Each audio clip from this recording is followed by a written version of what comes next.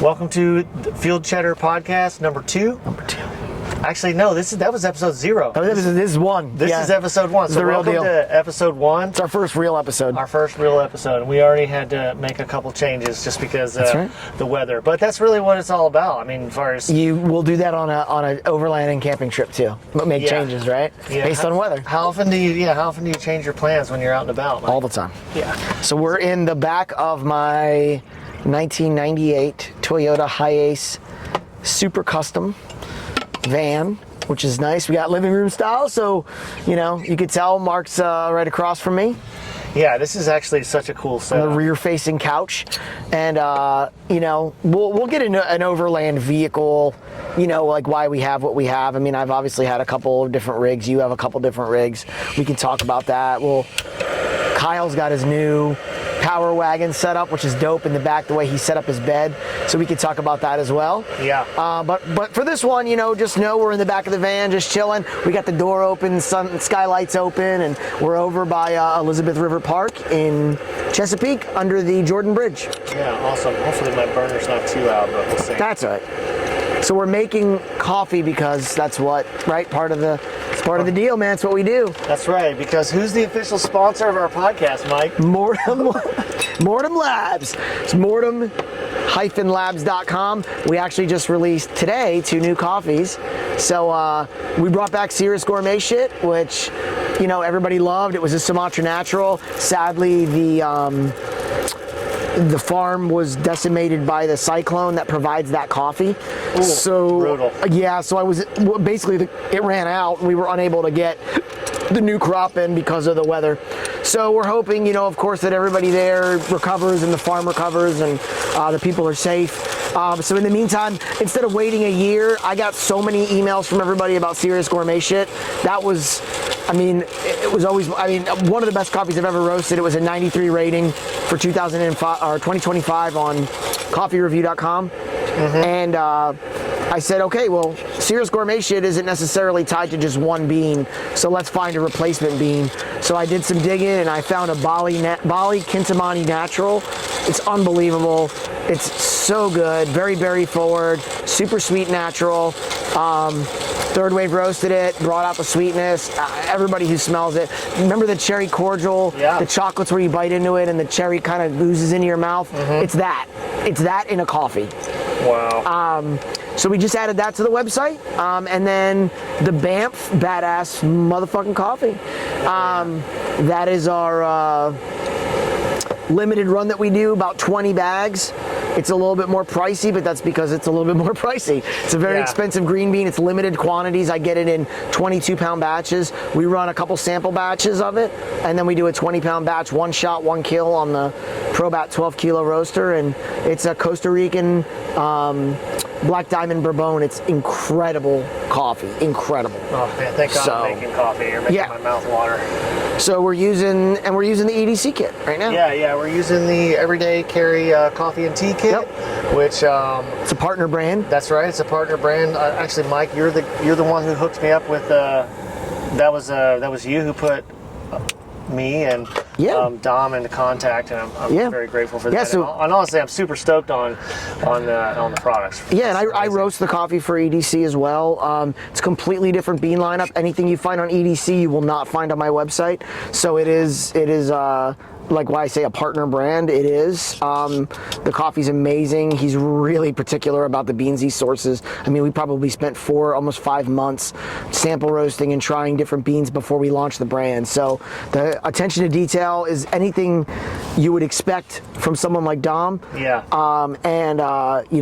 EDC, Everyday Carry. It's got this incredible Go kit that has the little mugs, it's got the JetBoil, it's got everything, and part of the gear you're going to review today has to do with that, right? Yeah, that's right. So I'm going to go over a couple of things from our recent, or from my recent expedition. I was just out in Vermont, snowboarding, chasing some powder. Videos. By the way, Stay Fresh Media, you're here obviously looking at it, but look at his videos snowboarding.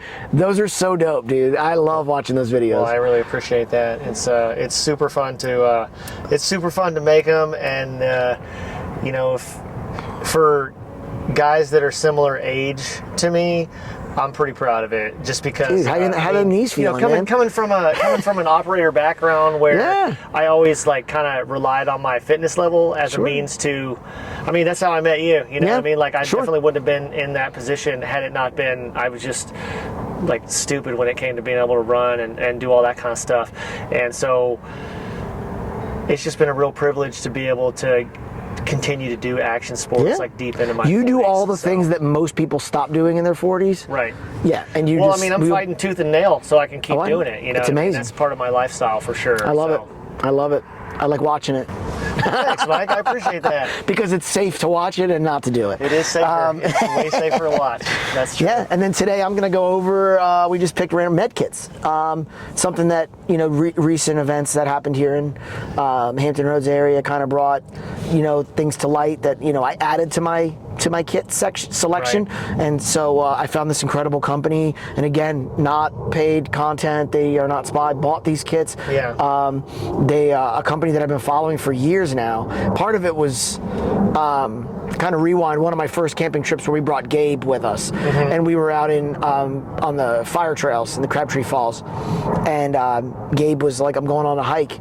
And so I was like, hey, take one of the walkies with you in case, something happens, you can reach back to camp. So we gave him a walkie. We, bring the GMRS or the FRS, the little family radios. Yeah, absolutely. We have the GMRS also, but, for that, we gave him the family radio. We could seriously just do a whole episode. We will. We're going to do comms. Yeah, we're definitely going to do comms. I have a whole suite of different things that I use for outdoor recreation. Yeah, we're doing comms for sure. That's as important as med, right? And so two things that came up during that trip was medical and comms. So I actually said to Kyle, hey, I'm just thinking, if something happens to Gabe when he's out on this hike, do you have a med kit? Because I didn't bring anything. And he's like, and he had a few things from his old IFAK kit in the military, which is individual first aid kit. So if you're familiar with, special operations, we get these IFAK kits, and they're basically TCCC, which is another acronym. Tactical Combat Casualty Care. And we all go through the training in that, right? Yeah. And then it's basically like, and we're going to go through one of those kits today, but it's chest seal, bleed control, tourniquet, the important stuff to save a life and buy you more time to get you to follow on care. Right. And I'll add on to that a little bit with just for audience members that don't have any exposure to that particular kind of acronym. I mean, the human body it's very complex at a medical level, but on a systemic level, far as preserving someone's life when we're kind of in the minutes category versus, like hours, days, weeks, months, it's actually a lot more simple than I thought, because it's, it's basically, and so we can go over some of that stuff now, because we're essentially, when I first came into the Coast Guard, I was a mechanic, or I struck MK, so I started out as an engineer before I got into the tactical side of the house. And when I was going through medical training, around when I met you, and maybe a couple years before that, it's definitely kind of striking how, like your circulatory system, your respiratory system, and all that stuff, it all works together in a similar way to a machine. So just patching those holes and controlling the trauma, loss and of fluids. It can really, temperature, it can make all the difference. You can equate it over. And I think for me, that just opened my eyes. Man, if I'm going to be doing this overlanding stuff, and that time I wasn't taking my daughter with me, but I'm like, I got to have a first aid kit, especially with little kids, and you'll see the two kits that I have. One is more of a trauma kit. The other one is just a very robust first aid kit that has everything for burns, insects, things. I mean, there's even aspirin in there. It's a little bit of everything, and I carry both kits in different vehicles, which I'll also explain because of how I use the vehicles, right? And so, I found this company, MyMedic, and it was mymedic.com, and I was actually looking for a med kit at the time, and I did some Googling, and of course, both of my parents were nurses. My dad retired as an ER nurse, my mom was an psych nurse, so I grew up around people in the medical field, and I could have called them and said, Dad, what do I need to put in a med kit, for day-to-day or for camping, and I generally knew what I would need, some sting stuff, and, tweezers, and all these different, a splint, all these different things, but then I was like, man, I went to MyMedic, and I'm like, they got the kit. Like, you tell them what your activity is, and they got pre-built kits, and it's nice gear. And I was like, yo, and then I'm a gear guy, right? So the big thing that sold me was the bag, because I was like, yo, that bag alone is awesome. And so, you know, and I'm sitting here. The gray one right there? The gray one, and so, nice. so I picked what they called the Ranger kit, which is when I put in what I did, you know, the camping and outdoors and all that, the Ranger kit came up. And then I started looking at it. It's Molly compatible. I could add things to it, you know, and I was like, wow. This is the kit that has everything that I need. And I can tell you, I've dug in this kit, not just in the woods, at work. I splinted a guy's finger at work.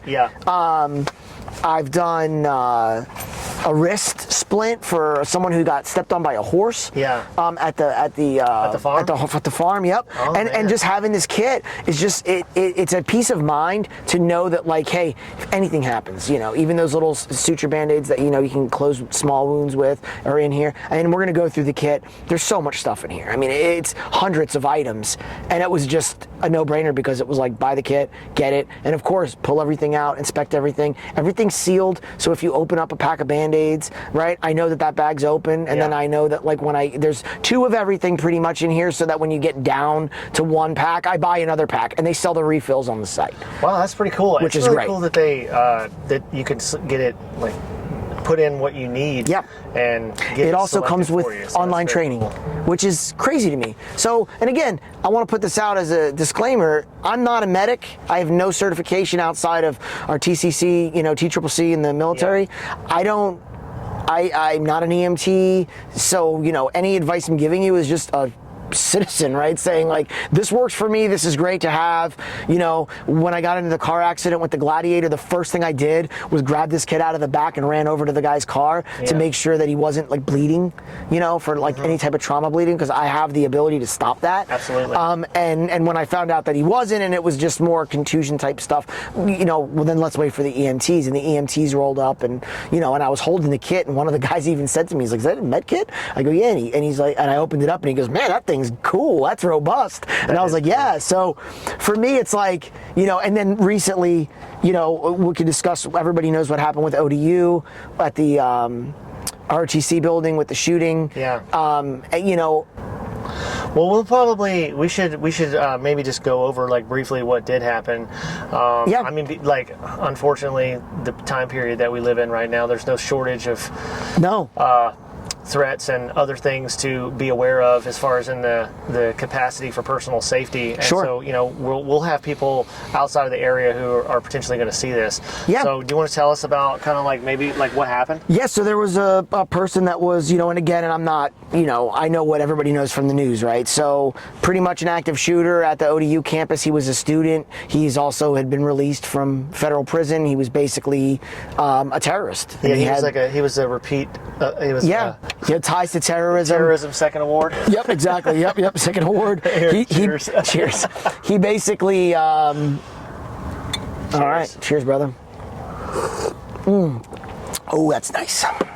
And by the way, those are the little Yeti cups that come with the EDC coffee kit, which is so awesome. I love this. It's very cool. So anyway, he came into the school, opened fire, unfortunately killed the commanding officer of the ROTC battalion, decorated war hero. Guy was incredible to read, like, his background and what he had been through. And the ROTC kids jumped him and killed him. I thought he was taken into custody. No, they stabbed him. They actually choked him out and stabbed him to death. One of the guys had a knife, a pocket knife. Work, guys. They got 2 of them received meritorious service medals from the Army, and 2 got a Purple Heart. Wow. That were injured. So imagine showing up to your first unit as a butter bar with a Purple Heart. That would be very impressive. Crazy, right? Yeah. So, you know, props to them for you know, standing up and doing the right thing. But it got me thinking, this kit's great and it has a lot of stuff, but also sometimes I'm guilty of I leave this kit, so I'll hold the kit up, but this is the Recon kit. Right? And I leave this kit in this van because this is the van that I take overlanding. This is the van that I go out to the mountains with. Right. So when I go day to day in my work, I drive a Subaru Crosstrek back and forth to work. It's my daily driver. I don't a lot of times remember to bring this between vehicles. Yeah. So then I started thinking, man, you know, everybody talks about, like, I'm going to carry a gun, right? Like, you're more likely to use a med kit than a gun. And at the end of the day, it's facts. You know, even if you're carrying a gun and you don't have a med kit, that's just silliness to me, right? I agree, yeah. I was always told, if you're gonna carry a gun, carry a flashlight, because most shootings happen in low light situations, right? And then also, if you're putting holes in stuff, you have to have the ability to fill those holes. Yeah. So, yeah, totally. This stuff, right? So, I was like, man, I don't need another Recon kit, because this has like a lot of stuff, burn stuff, and stuff that I'm not going to say I'm not going to use it, but it's less likely to be used, and so I don't need double of a lot of that stuff. Correct. So I was like, well, what do I need? So they make this awesome kit, right, which is basically an IFAK, right, which is like what we carried in the military, and it's for ranges. And so this has all the trauma stuff, and we're going to break that open again and go through it with the tourniquet, the chest seal, CPR mask, hemostatic dressing, you know, rubber gloves, all that stuff's in here. So, and then what I did is and then of course, because my daughter is accident prone and 8 years old, I added a Band-Aid kit to it. So yeah, that's smart. I pretty much added the Band-Aids, and it's got the rinse, the cut rinse and stuff like that. It also has the little suture Band-Aids. For sure. And so I added, you know, a couple extra things, and then I got, which is even more dope, it came with it a super bivvy. So it's basically like a heat blanket that you can wrap somebody in, and it was like, spend X amount and you get this for free. So they sent this, and I was like, man, this is so cool. So like when I travel, you know, I keep it wrapped up in here, you know, and then this is just in the back of the Subi, man. And if I gotta grab it and go, we're gonna open it, but you rip it open, all the stuff's available, and we're good to go. Yeah, that's super impressive. I mean, this really, for me personally, this couldn't be coming at a better time. I was like I need to be more disciplined. I've gotten away from carrying like more everyday items to kind of. I've been carrying this coffee kit, which has super elevated my quality of life day to day. Absolutely. I can make coffee and tea whenever I want, which is in a awesome. parking lot under a bridge. Yeah, I mean, I've just been using the absolute shit out of this thing. So it's been. I've used that JetBoil. I've used that JetBoil kit so many times. I mean, I even use it at work sometimes. I'll pop it on the counter at work, and I'm like, instead of going in the back and using an espresso machine, I'm French pressing my coffee right up in the shop. I'm a shout out to my friend's band, which I mean, you know, Fern and Susie. Sure. Ward's Pocket. They had a show last night in Norfolk. Did you use it at the bar? Yeah. Oh, I used it in the green room. I was in there just like sitting in the green room with them, and I was like, I don't want. See, that's the picture you got to take for Dom to show like it's not always outdoors. Sometimes it's just like at a place, right? Or I was worried that the bouncers were gonna like smell the butane and be like, yo, but like open flame. Nobody. Nobody. I've done it. I've used it in hotels when I was at the NecoCon, the anime convention. When I was DJing for that last year, my last show, I brought it, and that's what I was using in the hotel room because I'm like, I'm not drinking hotel coffee. There's people who wash their panties in the. Have you seen that? No. Oh yeah, there was a girl that went viral. She actually got in trouble legally. This hotel chain sued her. She was showing how you could you fill the coffee maker, and in the pod part, take your panties and stick them in there, and then put the water in, and then the hot water goes through, you know, catch it in the cup, and it basically is like a way to reuse your panties. Which my question is, number one, nasty girl, why don't you have extra panties if they're that small? Why don't you put like 5 of them in a bag, right? Number two, dirty birdie, that's gross, man. Because my question was, why didn't you think to put them in the cup and just put the hot water in the cup and use the disposable cup? Why'd you put it in the machine? So she got sued for that. So anyway, I'll never touch a hotel coffee maker again. My recommendation to you, Coffee Mike says, do not drink from the hotel coffee maker. You converted me. I was already not. You'll never use one again. But like, no. Because you're just going to put your dirty drawers in there. Woo! Yeah, that's nasty. That'll be a good short to throw up. Yeah, it sure will. Man, that's totally. And I hope that dirty girl sees it. You know, that's nasty. Yeah, that's totally not cool. So yeah, and then, you know, my other kind of qualm with this was like, when we go on the fire trails, and people who off-road can attest to this, it takes sometimes an hour to get to where you're going off-road, very slow, crawling over rocks, going through streams, and then there's no cell phone signal. So at Crabtree Fire Road, you lose signal before you even hit it. And then it's 35 to 40 minutes up through the fire trails to get to the campsite. We go all the way to the top, right? And so the closest cell phone signal, you're actually better off hiking to one of the overlooks, right? And because you're about a half mile from the Appalachian Trail, right. And so you could just walk up and try to get signal. But my thing is like, it takes. I mean, you heard about the girls that fell off of Crabtree Falls. they were taking pictures, the influencers, and they fell down on the falls and nobody could get to them. It took hours for the rescue to get to them because they got to hook up all the ropes and the four-wheelers and get up the trails. And it's like, again, if somebody had a kit like this, they could have climbed down and stopped the blood, and the girls basically bled out. Oof. So it's, you got to be able to help you, and you got to be able to buy yourself that time to get somebody 40 minutes down the trail to the main road where you can get signal and call for an ambulance. Right. So. That's totally, exactly. It just seems like even one of my friends that's also in Ward's Pocket, and he's the drummer, Alex, shout out Alex, he's going to teach me to surf this year. Yeah. Because I can't believe you don't know how to do that already. Well, I would have never guessed. I know. So, all the board stuff you do. I don't know what I've been thinking this whole time, but yeah. So I'm going to learn to surf this year. Yeah. And he's going to teach me. Sure. And he took his son down to Costa Rica for a surf trip. Oh, cool. And I know that action sports can be gnarly. Sure. It is what it is. But my perception before paying more attention and having these conversations with Alex was it's in water. So it should be relatively safe. Wrong. Not relatively safe. As far as trauma, especially because his son got finned by the board and almost bled out. I bet. And they were in Costa Rica. It's like a razor blade, dude. And they've been going through this, they're still trying to get their stuff taken care of, financially from that stuff and everything like that. So. And you got coral reefs. Yeah. You got the board hitting you if you wipe out and there's so many ways to get hurt in surfing. I just didn't really realize how important it is to how much of a medical threat that some of those types of scenarios on. I mean, even just recently, whenever I get this video from my week-long trip in Vermont up, I was by myself, so technically in bounds, but it's rugged terrain and it's and it can get cold. And I mean, I made a mistake the first day that I hiked up to the top. And because when you're hiking up a mountain, you generate a lot of heat. Yeah. So I wasn't wearing a lot of clothes. I didn't bring a lot of clothes with me. I didn't bring any. I had my thermals on and a lightweight water resistant. You had what you had, yeah. Yeah, and I was like, well, I'm in bounds, this and that.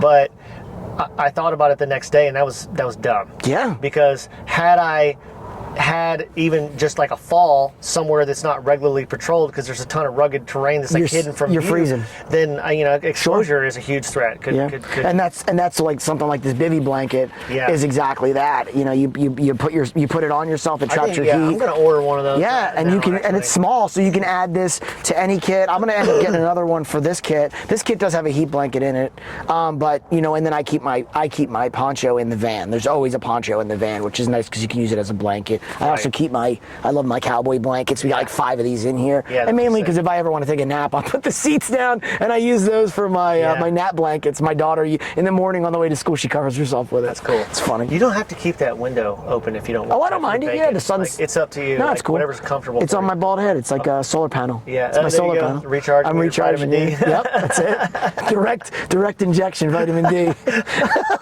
This is so important for brain health. You're good. That's it. Yeah, it's a bald guy thing. It feels good. That's really cool. So I guess I got started with this kit first. Okay. So what I like, obviously not super heavy. I'm gonna back your zoom out. Yeah, go ahead. So we can see what's going on a little bit. Sure. More. There we go. Molly. So if I just keep this in the back of my Subaru, but of course if you have a Molly panel, and they make those Molly panels for the backs of the seats, if you want to Molly it to an additional bag or something bigger, you can. If you're going hiking, boom. Show us that tearaway on there. Yep, so I was going to show you. So obviously you just open that up, right? And then this whole thing, tear it off, right? So this is Molly to your pack, and then this just comes right off. If it's on and you just want to rip it open, you just grab it, and then it just tears down, zippers and everything, right? You don't have to sit there fumbling with the zippers, right? Because time is of the essence. You can see how everything is just nicely laid out. Yeah. What I like is they color code everything. And you'll see that more in here because this is mostly a bleed kit, which is why everything's red. Just to clarify, This is from the same company? This is My Medic, yep. Okay. Yep, same company. So the color coding is consistent between the large and the small kit. So obviously you can see blood is red, right? So you can see I added this Super Skin bandage pack, which is a really nice 12 pack of Band-Aids. And this was something that, you know, I wanted to add because I have to have Band-Aids everywhere I go for my daughter, right? And then of course, over here, it's a rat's tourniquet that comes with it. So, nice tourniquet, everything's sealed. I like keeping stuff in the sealed bag because they're all easy tear, but then also that I know it hasn't been used or hasn't been messed with. If it's something that's reusable, like you'll see my ACE bandage in the other kit has been used probably 5 times, so there's no plastic on it, right? Because once I open it, then I know it's a used product. Okay. You know, now we get in here, obviously rubber gloves. Right, first thing you want to do is protect your, you know, they always say you can't protect somebody if you can't protect yourself, right? Same reason we use a CPR mask, because you don't know somebody got the heebie-jeebies. So you gotta put use the CPR mask, and you gotta use rubber gloves. Yep. It's got solution, which is nice for cleaning, right? Super wash. Okay. So if you don't have water or you're somewhere, that's actually really important, because for people who are into sports like me, you know, there's I'm trying to minimize it as much as I can, but there's definitely going to be a couple of instances over the summer where I'm going to be picking gravel out of my skin. Absolutely. So, and then if you like, and a good example, we just at the farm recently, Kyle had a small contusion and it ended up breaking skin, and you know, it's like you got to clean it, man, because like everything's dirty on the farm, right? There's like pollen everywhere, dust everywhere, horse poop everywhere. Like you got to clean it. So you'll see one of them's open in my kit because I've used it. The other one's not. This one only has a single bottle. It's a smaller kit. This comes with like a little mini toolkit with like your tweezers and all your goodies that you'll need. Oh, that's good, yeah, because Lyme disease threat is a big deal. I got it last year. I felt a Lyme disease out in the Shenandoah. Yeah. I got bit, and then, you know. Still eating red meat though, right? I didn't get the alpha gal. No, I got I got good old fashioned Lyme disease. Right? Good old fashioned I will say Lyme disease. It was miserable. It was probably the worst I felt and weakest I felt in my life. It was absolutely terrible. Gotta go. Quick clot, hemostatic dressing, right? Awesome. Yep. Stop the bleed. Gotta have this. Emergency pressure bandage right behind it. Okay. It's got a Zips 12 pack. So some of this stuff is name brand, right? Like Quick Clot and Zips. Zips are like those, you put them on and they're like almost like zip ties, and you could close wounds. So it's like instead of breaking the skin, suturing, if you don't know how to sew, you have the Zips pack in there. Well, especially for your average consumer. Yeah. I mean, I know some people from my veteran days and my ex-wife is a paramedic, so she miles around with a lot of those medical types. But for normal people, you're probably not going to whip out a suture needle and sew somebody up. No, please don't. Sharpie, right? Well, not Sharpie, but a skin marker. Right. Right. So what's that for? Drawing D's on your boy's face if they pass out at the campsite. Yeah. Right. Yeah. Or writing tourniquet time on someone's head to save their life. Right. You're more likely to draw a D on someone with it. Those are actually, you can use. I mean, I would even say that is a significantly underrated because you can show other injuries and stuff. You can show other injuries. If you have to leave someone in the field to try to go get help, contact info, you can write stuff like on them for their rescuers and stuff like that. You know, because I mean, people wear medical tags and stuff for that reason, so you can like leave information about what's going on, like with the patient. I have a crazy story I'll tell you after from ITD days about I won't name any names, but somebody who was injured on a trail, and the guy that went to go get help basically fell and broke his neck about 200 yards away from where the scene, and then he was basically left in the wood, and they finally eventually rescued him and found him, but he was basically like, what's going on, because like, why is nobody coming to help me? And it was, and then no one knew where he went. It was a crazy mess. And even something like this, you say you could, where you're going, what direction you went, it kind of helps to have that. No, 100%. Compression gauze, obviously very important. In here is your blanket, emergency blanket right in here, which is nice. So again, I've got the nicer one, the Super Bivy, but it also comes with an emergency blanket, and it's got a trauma shears, right? Because you need those. cutting off clothes, right, to get to bandage it, or to get to wounds to bandage them, cutting off old bandages if you need to do that. Absolutely. Trauma shears you gotta have them. And then of course the zips, it's a 12 pack, and then it's got a nasopharyngeal airway, which if you've never put one in yourself, I don't know, my original team in New York, we actually had a requirement that everybody nasos themselves, right? Because before you go sticking something up somebody's nose, you need to know what it feels like too. I would suggest when you buy one, get an extra one, do it to yourself. Right. Obviously what happens is it's a way to create an airway, right? So it goes up your nose and then down into your throat, and it allows you to breathe. And then there's a chest seal, right? So this is basically all the stuff that was in our IFAK. And then CPR mask, CPR shield right here, which is a nice mini. And that's it. And like I said, I've added a few things to it, but this is everything you need to save your or someone else's life and buy you that time that you need to get to where you got to go. And then again, if you need to add items to this kit, like I said, you can. Yeah, no, that's sweet. So the peace of mind rolling around with this, to me, is nice.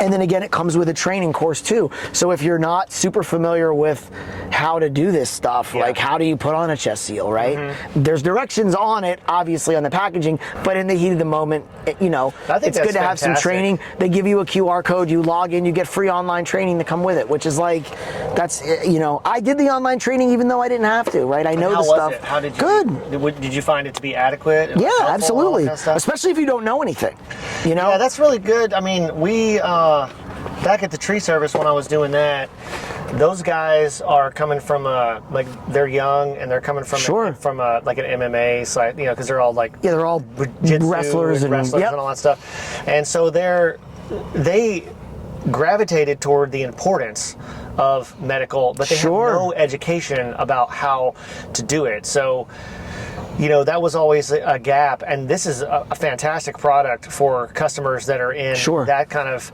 category, because they're motivated, capable, strong, and in places where they would implement it, but they just, but they don't have the same benefit that veterans and first responders like we do from being exposed to that. So that's really cool. And so for me, like the only thing I'm going to use in here, like I would say daily, right, rubber gloves, right, and in here I added more gloves to my bigger kit. I always like add stuff, right. But with this is the zips, because my daughter could get cut here at the park, or we could be playing somewhere. So I could see me using zips. I could see me using obviously the gauze, compression gauze, and then the Band-Aids, you know, and the wash. That's like a given for. I'm of the opinion that for everyday carry type use, you should probably have that stuff in there. I mean, at least like to each their own. If you got a justification not to put it in there, and then I understand why the company wouldn't put it in there, because you would want like the zips come with this. You want to build out your.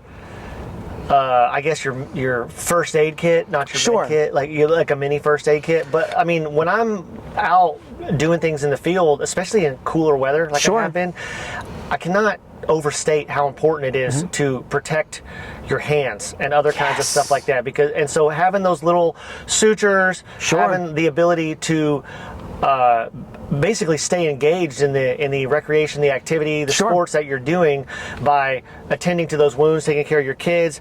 That, you know, my son got, I wasn't paying attention. I should have been paying attention, but I think last year he slipped on the steps, on my outdoor steps on my deck, and cut his shin, and then got in the ice bath, and then got a kind of a gnarly infection and had to end up having antibiotics to correct it. And then, you know, it doesn't take much to get an infection. And especially in the world that we live in with more antibiotic resistance and different things like that, you know, the old saying, an ounce of prevention is worth a pound. I would say it's worth maybe like a ton of cure. So. Absolutely. Yeah. That's super sick. Do you want to do the we'll score it? We can, yeah, absolutely. Well, why don't we do this one too? Well, because here's the thing. The nice thing I like about the site is you put in like they have boat ones, they have waterproof ones, they have all different sizes. So instead of scoring the individual kit, let's just go through the big one, and then we'll just kind of score their kit setup. Okay. You know, that sounds good. So the Recon, the only thing I added to the Recon was a carabiner, right? And the reason is, especially like at the horse farm or anything else, when you guys were cutting trees that one time, I had this thing, You know, you could hook it to here, hook it to a tree. Usually when we go camping, I'll hook this to a tree or put it on a branch and let everybody know, guys, there's the med kit, right? And then it has everything. You know, I added my blood type to the outside, you know, and my old school patch, but at the end of the day, it's got everything we need. So first outside pocket, which is nice. It's gonna have your mini compression bandage, right? And then of course, Band-Aids, super skin Band-Aids. Like I always put the Band-Aids within reach because you need them. It's got your rubber gloves, and then of course I added, this did not come with it. This Quick Clack combat gauze was from a friend of mine from the service who does he was one of the trainers for Quick Claw. And so he sent me extras to add to this. So I added that into it. But again, as you can see with that kit, they have it. Dude, I love it. I mean, I know that companies are under a lot of pressure when they go to market a product like this to try to make it as small and lightweight and, you know, keep the bulk down as possible.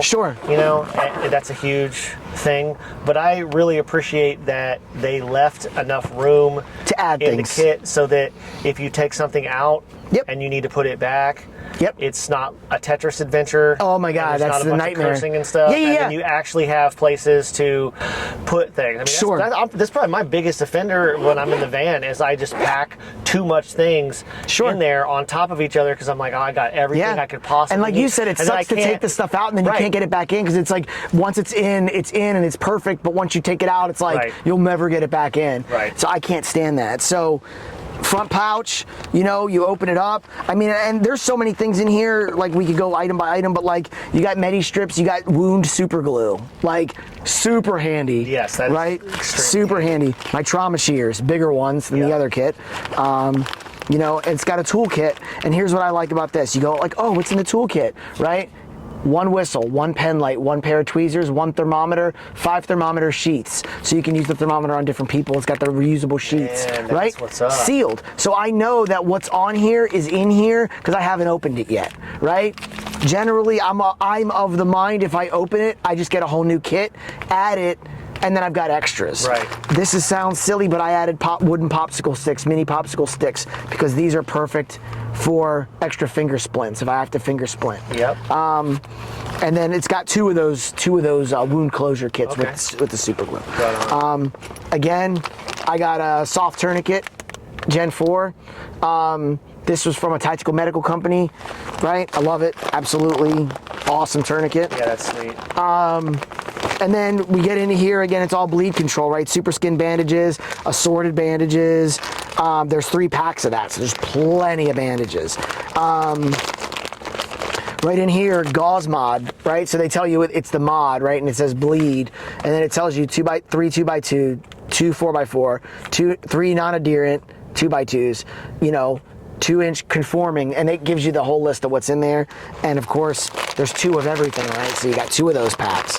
And I haven't opened them, so I can just look at the contents and I know what's in there. Yeah, so the color, obviously, I mean, you didn't talk about it specifically, but the red packs are for bleeds. Bleed, yeah, red blood, right? Super easy. And you're gonna see the other colors when we open this up. Sweet. What's nice, it actually has a pocket. You can add a hydration bladder if you want, so you can add your Camelback to it, which is pretty cool. It's padded, it's comfy to wear as a backpack, but it also has a shoulder strap, right? And then it has a waist strap that you can do around the waist. I'm a big fan of the old shoulder strap. So there's no need to go through the whole thing of trying to play kit and get dressed and respond like that. Grab stuff, basically, it's based on the like the active shooter response for law enforcement. Yes, absolutely, for sure. So I love shoulder bags. You can pile them on top of each other. You know what's cool? They sell these bags, and what I like about my mag, if you want to buy just the bag, they sell the bags, which is nice. And I will tell you, I'm a bag guy. I love gear and I love bags, and I got 1 million bags in my garage. I love this bag. This is nice because it opens up and it drops down. So now you got it hanging, right? And everything you need is in here, kind of the same design as that, but just bigger, right? Okay, yeah, I'm seeing the colors. So now you're starting to see the colors. So of course, in here, I've got my gauze wrap, I got splints, right? Ace bandage. This is the Ace bandage that I've used like a million times, which is why it's open. Yeah, those are really coming in handy after taking a bad slam. It's got the mini formable splint, like for fingers, right? And of course, I bring the wood ones because it could be more than one person or more than one finger. And then of course, it's also got the big splint that you can use for legs. It's the rollout splint. You can form it. Splint, right? It's a Sam splint, basically. Yeah, different brand, but I don't know. Yeah, I guess Sam is the brand, like a. And it's got all of the directions and pictures on it too, so they kind of make it dummy proof by being able to do that. Well, anybody who's ever seen someone even respond in a first aid training to a simulated trauma stress event, there's a lot of stress that comes out. You know, you just would really be surprised how easily even people who have a lot of training and have inoculation to stress will melt in a situation like this. 100%. You really can't make these kits too simple. No. It's impossible. You're gonna love this blister mod, right? So this is in the green, so this is a blister strip, right? And so it stands out. And I also got a space blanket. There's actually two, again, they give you two, right? So there's two space blankets in there, which is kind of like a super bivvy, but just not as reusable, right? It's more of like a foily type blanket. You got your wash right here, instant cold packs. Nice. Hit them, break them, cold packs. That's great, especially if you're out in the middle of nowhere and you ain't got ice. You know, I know a lot of the guys use the overland freezers and fridges. You may not have ice, if you're not bringing a cooler of ice. That's 6-inch emergency pressure bandage, so that's in there. And then we got a nice burn shield compress and burn kit, which is, of course, there's two of those. Need those. I've used one of the burns at work. Somebody got burned at work in the kitchen. Right on. In here, right, these are super cool. So in here you have clean and prep, right? So this is all gonna be your alcohol, antiseptic, hand sanitizer, and iodine. And again, there's gonna be multiple ones in there. This is gonna be a treatment relief. This is pretty cool. This has triple antibiotic, it has lip balm, it has sunscreen. Like stuff that you're like, oh, I forgot, put sunscreen on my head. I've actually opened these before and used them. It's got sting relief towelettes, it's got white petroleum, it's got hydrocortisone, it's got oral pain relief, it's got ammonia towelette, and it's got chafing cream. So if you're hiking and you get the monkey butt, you could put that on. That's huge. I mean, these guys really, this is it's so well thought out in this kit. Really so well thought out. Honestly. Tape, the only thing I haven't done, and I want to add another roll. I've used this tape, I want to add, it's got space for 2 more rolls. So I want to add another roll of tape or 2 just to have. Do you find yourself using that, that's the clear plastic tape, right? No, this is that white one, like the medical tape. Yeah, I like to use the cloth tape, like the athletic tape. I have the black cloth tape. And I use that for so many things. And I keep it at the house, and it's like, I want to add that to this kit. So again, 2 of all those things I showed you, there's 2 of everything in there. Right? And again, they're green, so you don't have to worry about going like, oh, let me grab this, and then it's Band-Aids, right? So the Band-Aids are... Pro tip, in my experience, is, 20 years ago, everybody was like, yeah, duct tape. Athletic tape. Cloth cotton tape is the bee's knees when it comes to like random stuff. I've used it to like I took a slam earlier this season at high speed and kind of bruised my calf a little bit because my snowboard was like bouncing as I was coming to a halt. And so it kind of bruised the back of my calf. And in order to be able to keep going, like I can take my boots up. I taped a shin splint to the back of my calf after that, and then and then used a wrap to like spread out to spread out the load. You can use it to make repairs. I've used it to tape like window screens that have had issues or other stuff because I'm like the big DIY guy and stuff. It's so good. I cannot recommend that enough. Hydration salts and electrolytes, huge. And I just dropped one, but this is one of my favorite ones. One of them's open, you can see, because I've tapped into this thing a bunch, and there's 2. So so when this one gets low, I'll order another one to refill it. But ibuprofen, fever reducer, aspirin, diatam, So it's like Dramamine, acetaminophen? and it tells you what it is. So it's like ibuprofen, pain reliever, 2 APAPs, fever reducer, 2 aspirin, pain relief, 2 diatames, diarrhea, nausea, 2 Dramamines, motion sickness, 2 dipens, allergy relief. There's Dramamine in there? Yeah, dude. Oh my 2 gosh, diamodes, these guys really- anti-diarrhea. Yeah. Had that happen on some hikes. Yes. Right? 2 cold and flu meds, cold and fever reducer. 2 kits of that. So every one has 2, and then there's 2 of every kit. So you got 4 of all of that. Okay. And let me tell you how many times, even in my day-to-day, I opened that one up at work because one of the girls was like, does anybody have any Advil? And then at first my reaction's like, no, I don't keep that in. Wait a minute, yes, let me go out to the car, right? Because at the time I was taking this between my 2 vehicles. Now obviously you're not going to get all of this in here, right? So this is like my more day-to-day trauma stuff, right? Because to me, I can go an hour till I get home to get my Advil, right? And all that stuff. But this is the kit that's my off-grid. This is my portable med closet that goes with me anytime we're on the trails, anytime we're camping, anytime we're, whatever. Anywhere I go out away from my home, this goes with me. That way I have everything. Man, that's impressive. I really like it. So that's pretty much the 2 kits in a nutshell. Not for what they have, not expensive. I literally know that there's going to be a guy that goes, I could build a kit with all that stuff from the dollar store. Sure, you probably could. Good luck, right? So for me, if you're potentially bleeding out, do you want to use a dollar store tourniquet? Yeah, you know what? Here's the thing. Having everything laid out in a way like this, if you bought this bag and tried to piecemeal all this stuff, you're going to spend more money. I guarantee you're going to spend more money. And the crazy thing is they're always running sales. So I'm not going to get into the price on here. If you want to look, go to My Medic, right? Look up the price. But I can tell you, I got this at Black Friday. Got a dope sale on this thing, dude.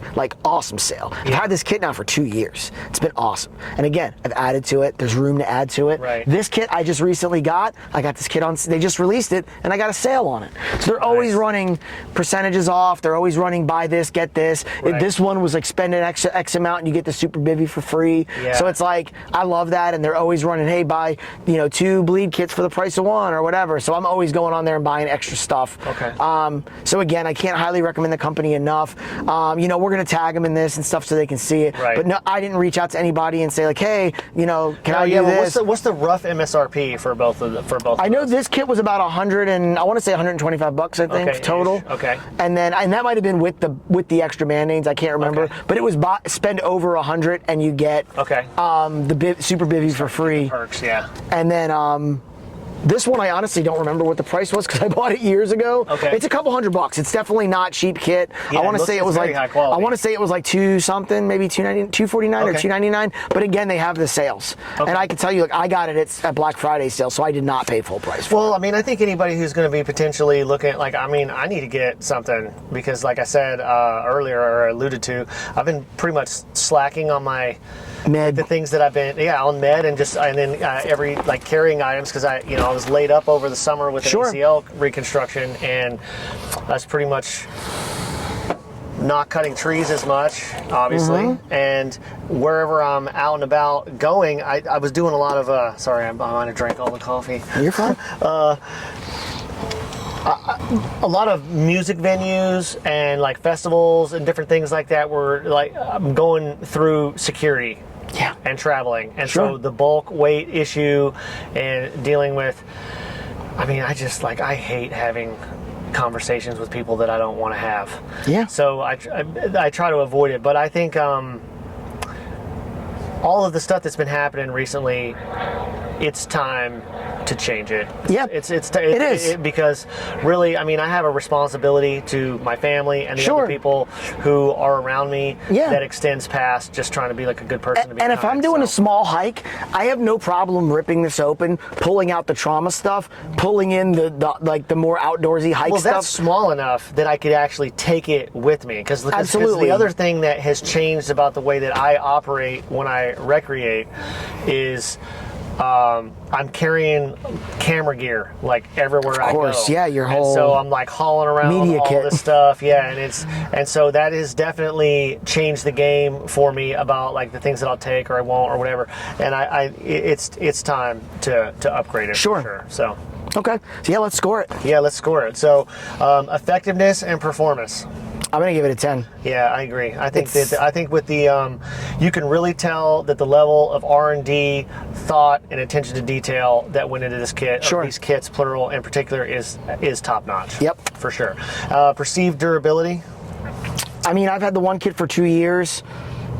It looks almost brand new, and it's been everywhere with me. I thought you just had gotten it. So no, this thing's been at the every time we go to the farm, this thing's hanging up somewhere within reach. So I mean, I left it out. It's been out in the rain. You know, I had to air it out, of course. But yeah, I mean, I would say 9 or 10 on that. I mean, obviously, at the end of the day, it's zippers, it's Molly. There's stuff that's going to fail eventually. I don't think that we should. I'm not. I think maybe.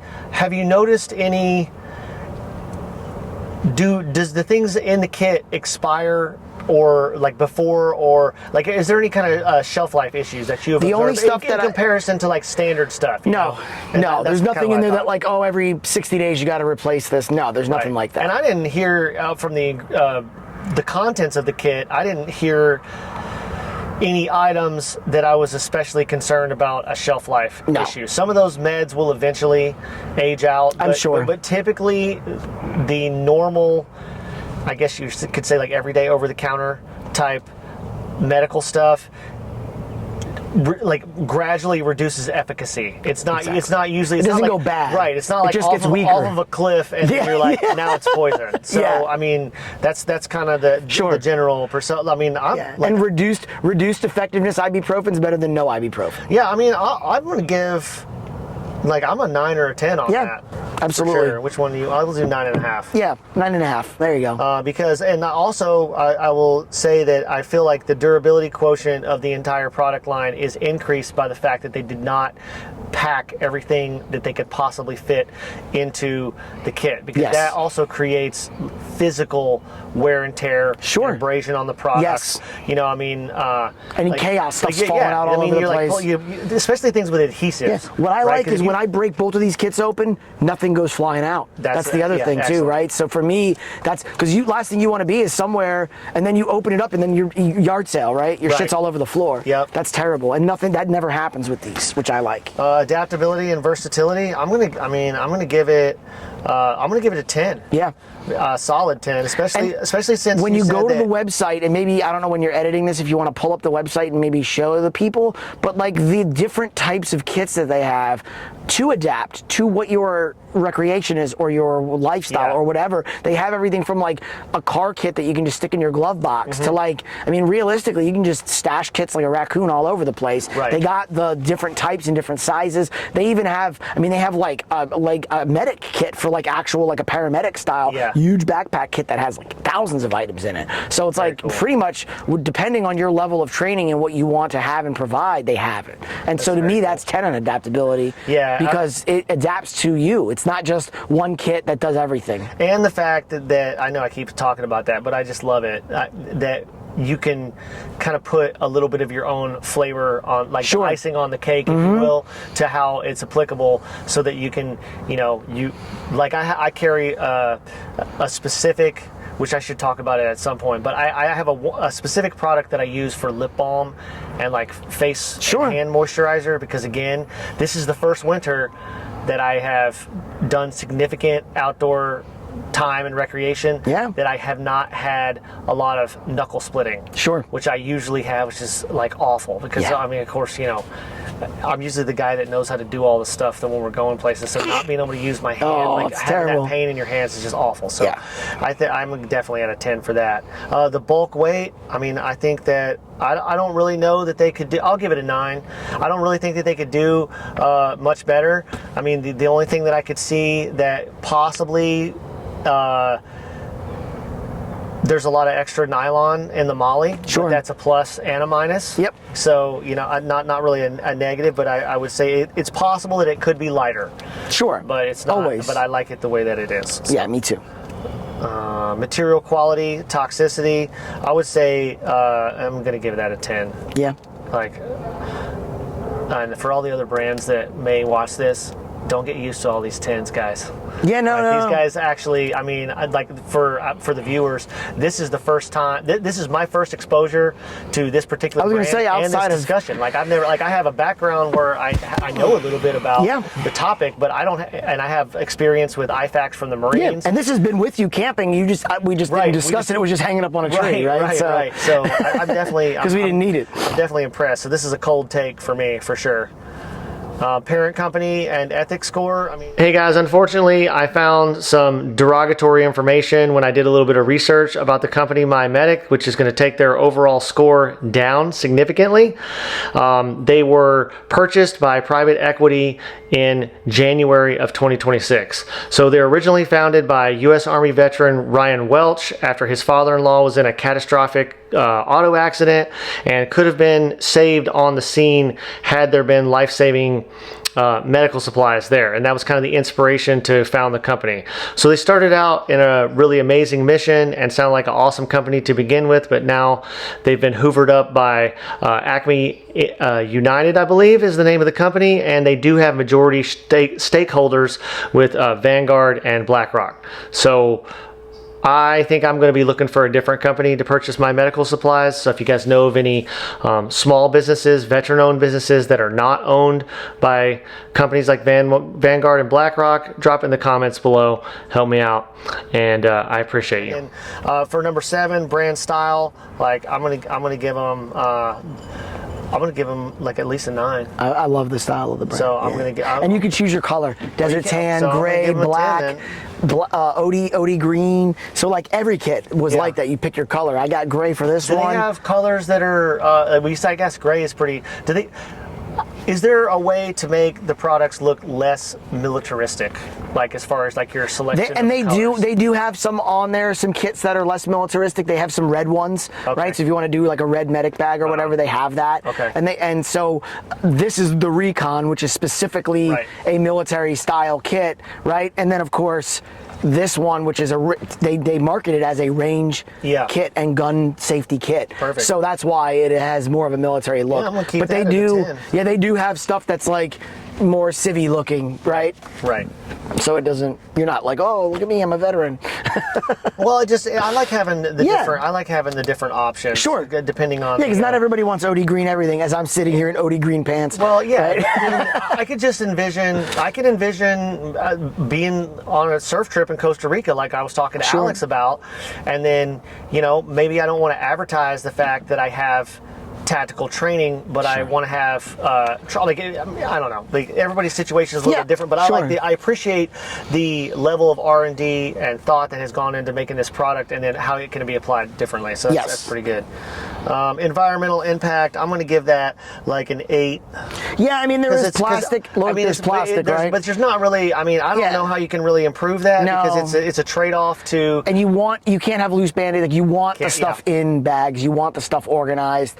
And so it's like you really can't help that. I would honestly say that it's kind of like you top out at 8 on that category for stuff like this, because it's kind of the nature of the game in a certain sense. And then overall value to performance, 10. 10? Yep, absolutely. I've never once thought about the money that I've spent on this and been like, man, maybe I could have done this a little cheaper. And then, I mean, the last category too is, does it solve the advertised problem or a different problem? And I would say yes.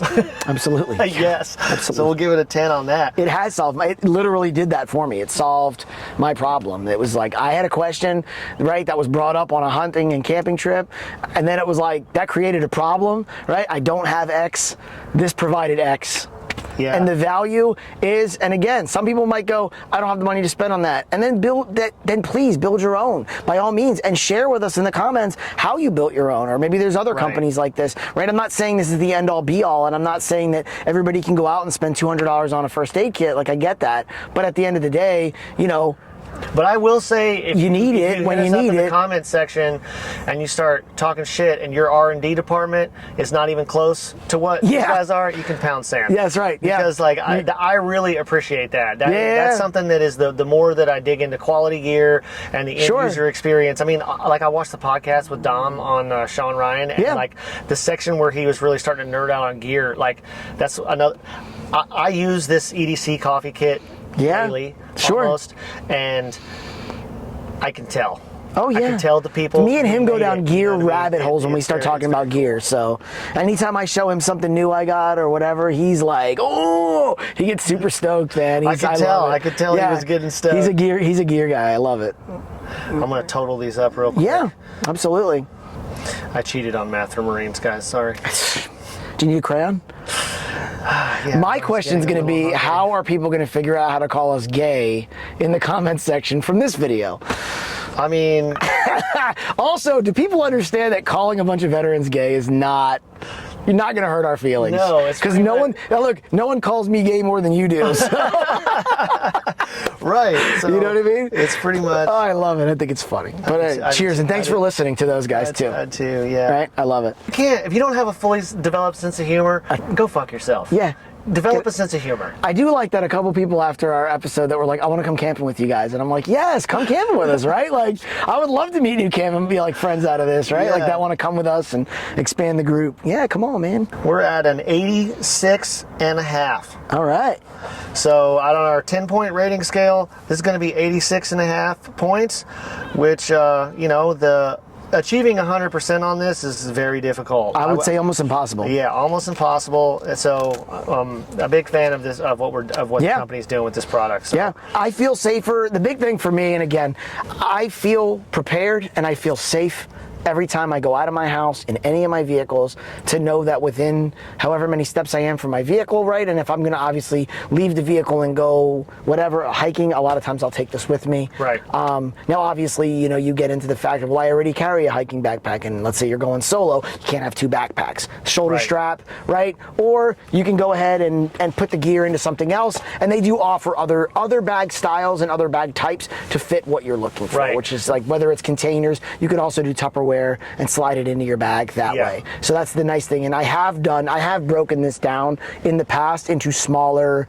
we went hiking one time and I took a little fanny pack and I just grabbed the things that I might need since we were going away. We were 7 miles from the campsite, right? So I'm like, I'll bring the stuff that will get us back to the campsite. Right, where I can do more in-depth care there. For sure. So, and I don't mind. And that's the nice thing is the way it's laid out, I could grab the stuff out, throw it in it, and then it all fits back in. That's awesome. I mean, like I said earlier too, I've been really nerding out on the shoulder bags lately because of filming, and also when you ride a lift you can't have anything on the front of your body, so I need to carry more stuff, and I love having a single shoulder option because also, if you think about some of the mass casualty or high stress type training events that we've been through, you can throw a shoulder bag on a shoulder bag on a shoulder bag and then another shoulder bag and then another shoulder bag. Yeah, it's like you're carrying groceries. Right, and then you can still use your hands to say like drag a patient.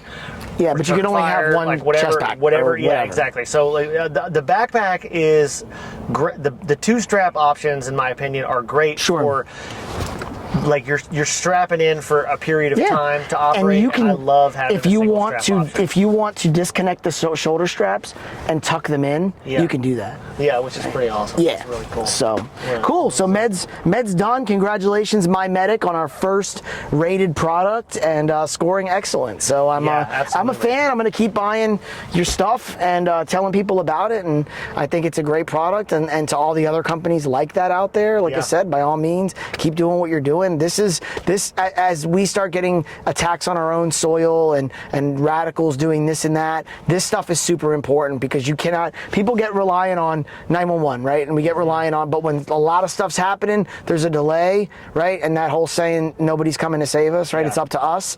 It's up to us. So. No, for sure. That sun's ripping, boy. Yeah, woo! I've been in Vermont for a week chasing snow, and the first 3 or 4 days it eluded me. And it was mostly like rain and kind of crappy conditions. So for the last time that I was out, I lived in the van for a week. I didn't eat out a single time while I was up there. So it was really cool. As far as with my nutrition goals, that's pretty important to me. And also it allows me to do more recreation like that. But since the weather went from rainy, misty, weather and breezy to snowy, the precipitation kept me inside of the van the majority of the time. So there's really the main product that I really found that was excellent from that last trip is, I'll grab it here, I'll cut to it, but it was basically, it allows you to refill and transfer butane from one vessel to the smaller other. canisters. So that what I can do is, this is my JetBoil from my EDC kit, and it allows me to continually refill this and buy the larger canisters, which also helps cut down on waste. Sure. So and if you have partials, you can combine them too, right? Yes, exactly. Exactly. So that way, if I get ready to go do something, I did some hiking. Like I said, I was taking a lot of filming gear with me for some of that. I hiked up to an overlook to do a photo shoot, and being able to always have a small, full container of fuel is a pretty big game changer. So that was really, and that's what I've been up to. I started testing an REI branded shoulder pack. I really like it a lot. Actually, I have it over here. I'm not ready to grade it just yet, because I also have a Patagonia one that I'm going to test out with a couple different applications. But those were really the things that I was working on as far as it relates to gear in this last trip. Tell us about your trip to the farm. Yeah, so I went up to the to Afton to Kyle's last weekend on the farm before he goes on his U.S. wide adventure. He's going on the road with his new setup that he's got, right, and his dog. So he stepped away as farm manager, and we spent a nice long weekend up there getting him wrapped up. But we also camped up at the top of the mountain on our little camp spot that we always go to. Yep. So not crazy, How was the weather down here for you guys? Oh, it was beautiful. Yeah. Oh, it's absolutely. It was gorgeous. It was gorgeous. It was perfect weather. It dropped in the in the night maybe 49, 48. So I was in my FSR tent, and I had the one side up. I used my wood burning stove. So that was a nice thing, is I really got to flex the wood burning stove, not only for warmth but also for cooking. So what happened is, the first night that I went there, Gabe was showing up the next day. Yeah. I thought we were actually gonna camp by the barn. The original spot was to test out a new spot on the farm to see if he would leave his RV there. Okay. It was all red clay and a lot of rocks. It would definitely need to be cleaned up.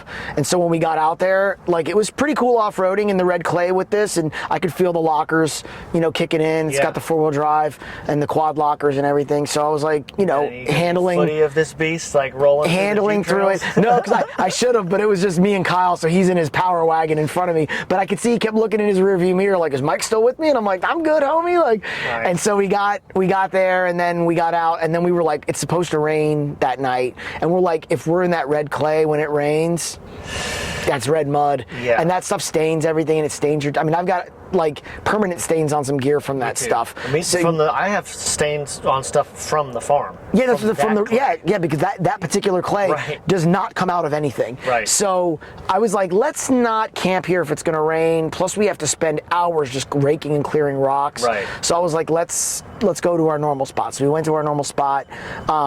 We didn't bring propane, so we didn't have a way to cook. Yeah. Anything. We had our JetBoil, we had our EDC kit, but I was I want that for coffee, and I only had 2 cans. Yeah, that would use that up fast. So I was if we're trying to do on a frying pan, and I like that the EDC kit does come with the prongs to hold the pot, which is cool. But I didn't want to burn through my fuel, so I said, we got the wood stove, let's cook on the wood stove. That was awesome. So we made chicken tacos on the wood stove. It was dope. Awesome. We used the flip-up arms for the warmers, so we put the tortillas on there. We heated it up. How did you find your experience was cooking on a wood stove like that? And for the audience, the wood stove is in the tent, right? So you have a tent, you have an FSR tent with no floor. Yep, and it's got well, it has a floor that comes out, but I almost never use my floor. And then it has the chimney flue cut into it with the rubber and the fireproof thing around it. Stove jack, and then the stove jack, And so you put the chimney up through, and I would like to do a piece on that tent, because what I like about that tent is if you want to just use it out in the open, you can. If you want to use it in the tent and go through the stove jack, you can. Yeah. And I knew that we were going to be, it was just me sleeping in my tent. Kyle was in his Gazelle. Right.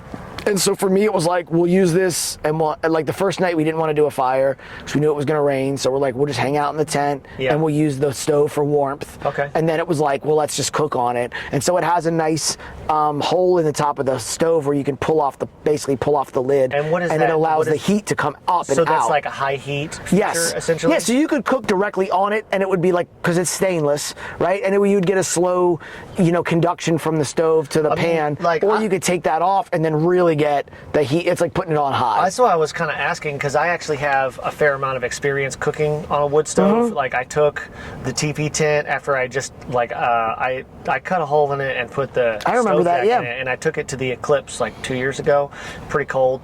And I found that as long as the fire is roaring, there was plenty of heat. More than enough, yeah. You gotta feed it. You gotta feed it. And mine is, mine's not nearly as nice as yours. Mine's like a heavy duty one that is essentially based on not a full-size barrel, but it's a smaller size barrel. Like, it's one of the, if I were to give a score, if I were to grade my wood stove on our numerical list, it would take some hits on the parent company. I get it. Because there's that's another one of those products that's made out of Chinese steel that looks dramatically similar from one brand to the other, and it lacks those higher end features. But I got it like that because it was sort of a last minute audible to tent camp in cold weather with a family of 4 plus a dog. So and you know what I found too is that, so, I aged the coffee in the whiskey barrels, and what I started doing is I started using the ends of the whiskey barrels to make coasters.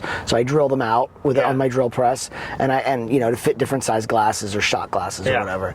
And then I have the rest of the stave. So I started cutting the whiskey barrel staves down to the length of the stove, and then I have a bin, like a big Tupperware bin that I put in the back of here that I fill with it, and I can get a week's worth of whiskey barrel staves in there, and they're oak, and they're charred oak, so they last forever.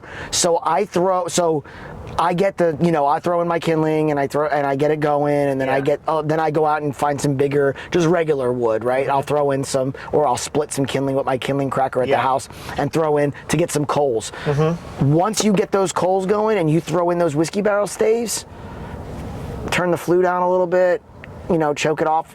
It's nice and slow, and it burns really hot and really slow, so you don't have to feed it as much. And I will also say I have a lot of experience heating with wood because I have wood stoves in my house. And I'm a firebug. It's kind of been a fascination my entire life. And the moisture content of the wood is extremely determinative of whether you're going to have a good experience like that or not. And the fact that wood is so dry, because it's been sucked, everything's been sucked out of it, is really that's what makes it such good fuel. So and these are years. These have been whiskey barrels that have been empty for years, that were drained, and that were then I wouldn't try that with deadfall.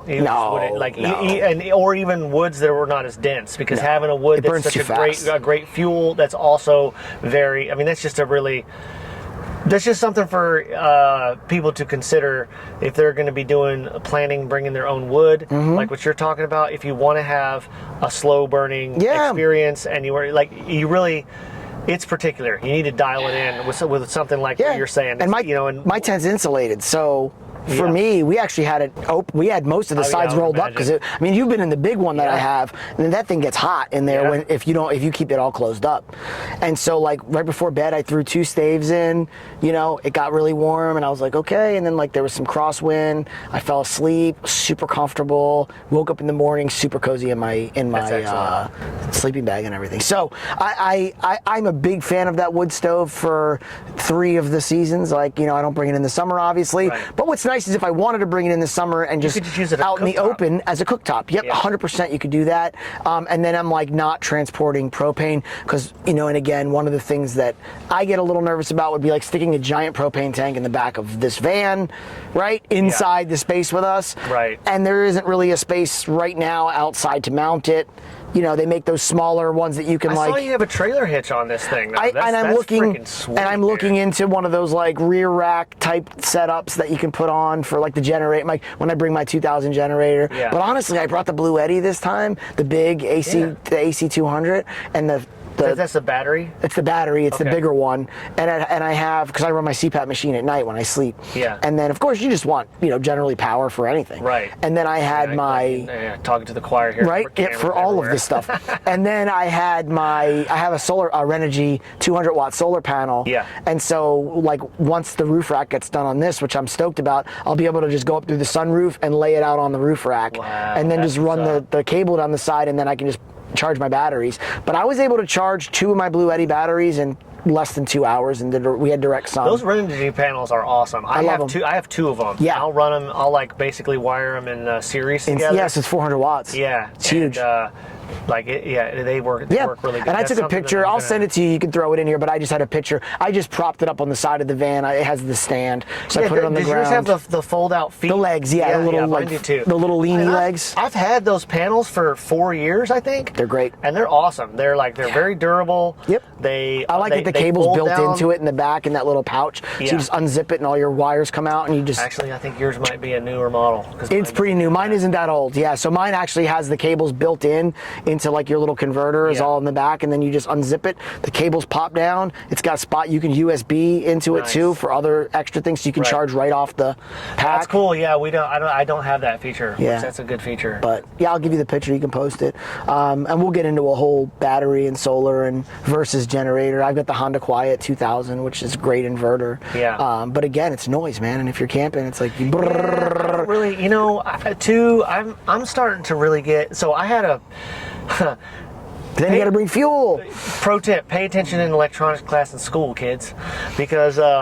Do they even have that class anymore? Yeah, or at least just do your due diligence on YouTube or something, because I've done a lot of DIY stuff, and I had another power issue in the van, a pretty serious one on this past trip, which is one of the reasons that I've been so strapped for time when I got back, because I was supposed to be doing work, like editing and computer work, and you're doing truck work, and I was trying to figure out why my batteries are dead and why the diesel heater might turn off at nighttime and it's 20 degrees outside.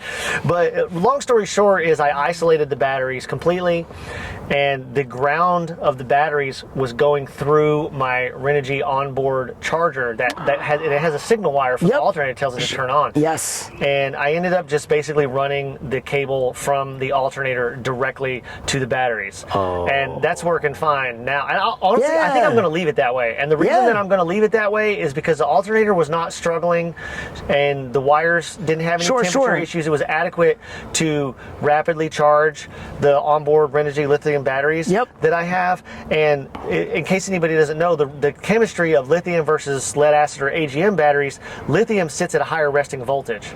So when you turn the vehicle off and you're using power in the vehicle, it's going to pull from the lithium first before it pulls. You still have the risk if you tank everything, you're still going to have a start battery issue.